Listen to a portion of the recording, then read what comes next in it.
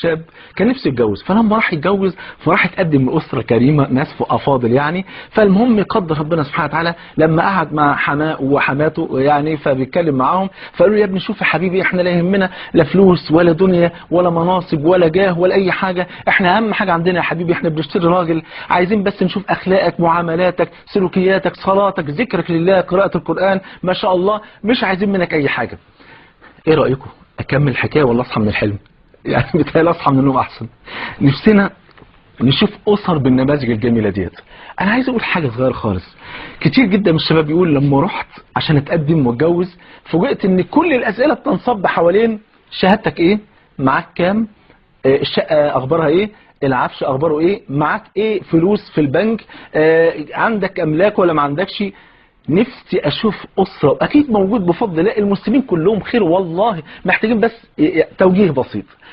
نفسي اشوف واحد يكون رايح يتقدم فقالوا بتصلي الصلاة الخمس في المسجد ولا لا، اخبارك ايه مع القرآن، بتذكر ربنا ولا لا، بتستغفر، بتصلي على النبي ولا ما بتصليش على، زي ما انتوا بتصلوا على النبي دلوقتي صلى الله عليه واله وسلم. يا ترى اخبارك ايه يا ابني مع طلب العلم، مع الدعوه الى الله. نفسنا في الاسئله دي، نفسنا نسمع عن واحده مهرها القرآن، وواحده ثانيه مهرها الاسلام، وواحده ثالثه مهرها حفظ البخاري ومسلم، وهكذا. نفسنا نسمع عن النماذج الجميله ديت.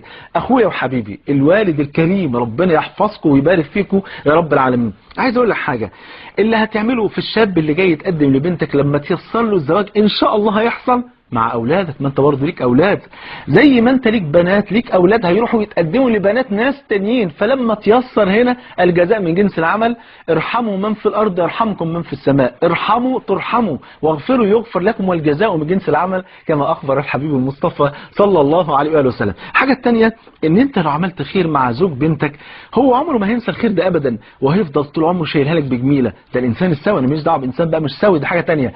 هيفضل شايلها لك بجميله، يقول يا سلام الله يبارك في حماية، ربنا يبارك في حماتي، سهلوا لي الامر ويسروا لي الامر، ربنا يجازيهم عني كل خير، والله ما انسى فضلهم ابدا. وهيكرم بنتك اكراما ليك، ولو في يوم من الايام حب يزعل بنتك هيفتكر ان انت عملت معاه المعروف ده، عمره ما هيسيء لك ابدا ولا هيسيء لبنتك ابدا بفضل الله. والعكس بالعكس، لو انت بقى اجبرته على انه يدفع مهر كبير جدا وشبكة كبيرة ويكلف تكاليف الدنيا ويروح يستلف ويتدين عشان يتم العرس ده وعشان يعف نفسه ويعف بنتك، عمره ما هينسى القسوة اللي انت قابلته بيها، وعمره ما هينسى ان انت سبب ديونه. ويمكن كل دوت يطلع على بنتك نفسها هيعملها اسوأ معاملة، بل ويمكن يوصل الأمر للفراق بسبب هذا التعسير. والتعسير ليس من سنة الحبيب النذير صلى الله عليه وسلم، وإنما كان من أمر النبي صلى الله عليه وسلم أنه كان يقول يسروا ولا تعسروا وبشروا ولا تنفروا وارحموا من في الأرض يرحمكم من في السماء. شوف ربنا حبيبنا سبحانه وتعالى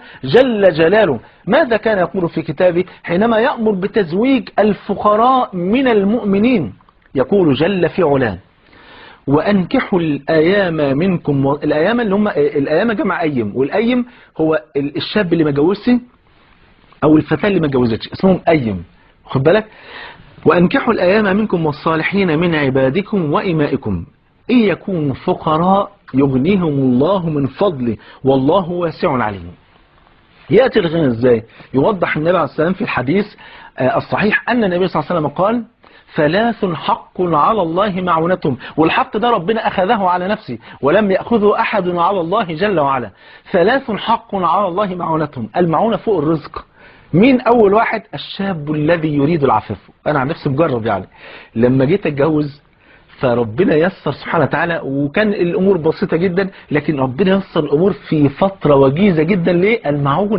المعونة تأتي من السماء لمن يريد العفاف بفضل الله سبحانه وتعالى. يقول حبيبك ما تصلى عليه صلى الله عليه وآله وسلم. أيوة كده، رتب لسانك بالصلاة وذكر النبي صلى الله عليه وسلم.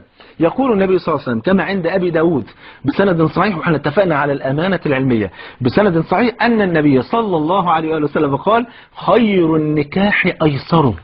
الله، أحسن جوازة في الدنيا اللي متيسرة. بل وقال النبي صلى الله عليه وآله وسلم كما عند أحمد والحاكم بإسناد حسن قال إن من يمن المرأة تيسير خطبتها وتيسير صداقها وتيسير رحمها. إن من يمن المرأة ومن بركة هذه المرأة إن يكون كل حاجة متيسرة. تيسير زواجها وتيسير خطبتها وتيسير كل حاجة في أمر الزواج ده من يمن المرأة. وإن أعظم